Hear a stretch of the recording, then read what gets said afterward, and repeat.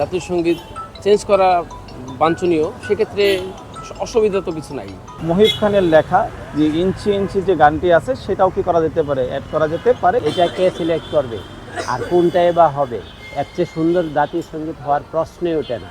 কেউ বদলাতে পারেনি, অনেক সরকার এসছে এবং গেছে, তারা কেউই এটাতে হাত দিতে পারেনি। জাতির হৃদয়ে যে আঘাত দিয়েছে এটা কখনো এই জাতি আশা করে নাই।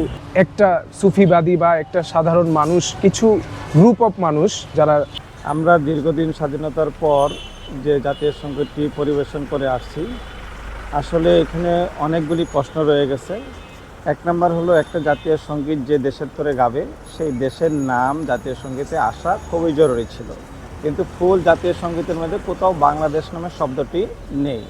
সেখানে সূক্ষ্মভাবে মানে ইন্ডিয়া এবং বাংলাদেশকে মিক্স করে এই সঙ্গীতটা কী করা হয়েছে, পরিবেশন করা হয়েছে। দ্বিতীয়ত হলো, যে দেশের সঙ্গীত পরিবেশন করা হবে সে দেশে অবশ্যই কী আছে, জ্ঞানী গুণী বুদ্ধিজীবী সাহিত্যিক কবির অভাব নেই, তাদের থেকেই সর্বোচ্চটা বাছাই করে সঙ্গীত হতে পারে। কিন্তু আমরা দেখতে পাই যে আমাদের এই জাতীয় সঙ্গীতটি আমাদের একজন মানে বিদেশি, মানে আমার দেশের না এরকম একজন গায়কের বা রাইটারের লেখাকে একটি জাতীয় সঙ্গীত। মানে জাতীয় সঙ্গীত পরিবর্তনের ক্ষেত্রটা হচ্ছে কি, নীতি নির্ধারক যারা আছে এখন বর্তমানে ডক্টর ইউনূস স্যার, সমন্বয়কারী এবং ছাত্র সমাজ যদি মনে করে যে জাতীয় সঙ্গীত চেঞ্জ করা বাঞ্ছনীয়, সেক্ষেত্রে অসুবিধা তো কিছু নাই, এটা করতে পারে, কোনো সমস্যা না। আমার মতামত হচ্ছে জাতীয় সঙ্গীত যদি পরিবর্তন হয়, এত মধুর সঙ্গীত দিবে কোনটা? যে এটা কে সিলেক্ট করবে আর কোনটাই বা হবে? এর চেয়ে সুন্দর জাতীয় সঙ্গীত হওয়ার প্রশ্নই ওঠে না। এইটা আসলে তো আমি ঠিক করতে পারবো, কারণ আমি একজন সাধারণ মানুষ। এটা ঠিক করার জন্য অবশ্যই যারা আপনার দেশের নীতি নির্ধারক আছে এবং যারা মানে উলামায়ে কেরাম আছেন, ওনাদের পরামর্শে মনে করি এটা করা উচিত। এই সঙ্গীতটির মাধ্যমে সেখানে আমি যেহেতু মানে ধর্মীয় বিশ্বাসে একটা লালন করি, সেখানে আসলে ধর্মীয় জায়গার মধ্যে অনেক জায়গায় প্রশ্নবিদ্ধ আছে। কী আছে সে ব্যাখ্যা আমি করছি না, অনেক জায়গায় প্রশ্নবিদ্ধ আছে।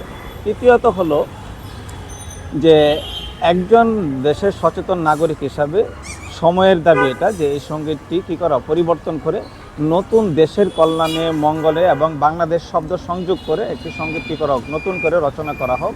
তো এই ক্ষেত্রে অনেকেরই প্রশ্ন থাকতে পারে যে এটা কী করে সম্ভব। আপনারা যদি বিশ্ব ওয়ার্ল্ডে যদি কী করেন খোঁজখবর নেন, অনেক দেশ আছে যেখানে কী করা হয়েছে, চেঞ্জ করা হয়েছে, পরিবর্তন করা হয়েছে। তো সেই সাথে আমি আপনাদের এই মিডিয়ার মাধ্যমে দেশবাসীর সচেতন সমাজ, ছাত্র সমাজ এবং শিক্ষক সমাজ সহ সকলের কাছে আমার উদাত্ত আহ্বান, এই সঙ্গীত পরিবেশন করে দেশের স্বার্থে দশের স্বার্থে কী করা হোক, জাতীয় সঙ্গীতটি নতুন করে উপস্থাপন করা হোক। এই ক্ষেত্রে মহিব খানের লেখা যে ইঞ্চি ইঞ্চি যে গানটি আছে সেটাও কি করা যেতে পারে, অ্যাড করা যেতে পারে, কিংবা নতুনটা হতে পারে, সেটা আমার ব্যক্তিগত পরামর্শ। 1971 থেকে, 71-এ তো আমরা স্বাধীন হয়েছিলাম, 71 থেকে শুরু করে এখন পর্যন্ত 54 বছরে এর ইতিহাস আসলে কেউ বদলাতে পারেনি। অনেক সরকার এসছে এবং গেছে, তারা কেউই এটাতে হাত দিতে পারেনি। এখন আমরা 2024 সালে এসে কিসের ভিত্তিতে বা কেন আমরা হুট করে একটা স্বাধীন দেশের 54 বছর ধরে চলা একটা স্বাধীনতা, একটা হচ্ছে জাতীয় সঙ্গীত আমরা চেঞ্জ করতে যাচ্ছি? এটা আসলে আমার মতামত হচ্ছে এটা কখনোই উচিত হবে না। আর একটু দেখা উচিত, যেহেতু আমাদের হাতে পরিবর্তনের সময় বা সুযোগ সবই আছে। মানে মনে করেন বড়দের চিন্তা চেতনা কি সেটা তো আর আমরা বুঝতে পারি না, তবে আমাদের ব্যক্তিগত ব্যাপারে আমরা মানে জানি যে ওইটা চলে আইছে, ওইটা থাকলেই যথেষ্ট, বুঝছেন, চেঞ্জ না করলেও হয় আর কি। ঘুরে ফিরে সোনার বাংলা, কারণ আমাদের বাংলাটা তো সোনার বাংলাই আগেও ছিল, এখনও থাকবে আর কি। এই জন্য আমি চাই সোনার বাংলা হোক, সোনার বাংলা থাকুক। এর সাথে তো আনুষঙ্গিক অন্যান্য কথা আসবেই, আমাদের প্রাকৃতিক কত সৌন্দর্য আছে, দৃশ্য আছে, এগুলো এর সাথে অ্যাড হবে, তাই না? জাতীয় সঙ্গীত পরিবর্তনের কথা বলে এই জাতির সাথে যেই জাতির হৃদয়ে যেই আঘাত দিয়েছে এটা কখনো এই জাতি আশা করে নাই। নতুন প্রজন্ম যে নতুন উদ্যমে একটি দেশকে সামনে এগিয়ে নেওয়ার কর্তব্য ব্যক্ত করেছে, এই জাতীয় সঙ্গীত পরিবর্তনের মাধ্যমে যেই এখন বাণী শোনা যাচ্ছে, এতে জাতির বিভক্তির মাঝে নতুন করে বিভক্তি তৈরি হবে।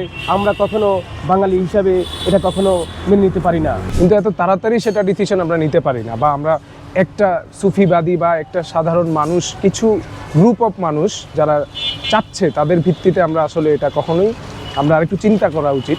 তো আমি মনে করি এটা আপাতত এখন না করলেও হবে। তো এটাই আমার মতামত। এটার সাথে আমাদের ইমোশনাল জড়িত, এটাই আমাদের আত্মার থেকে এসে চলে আসে।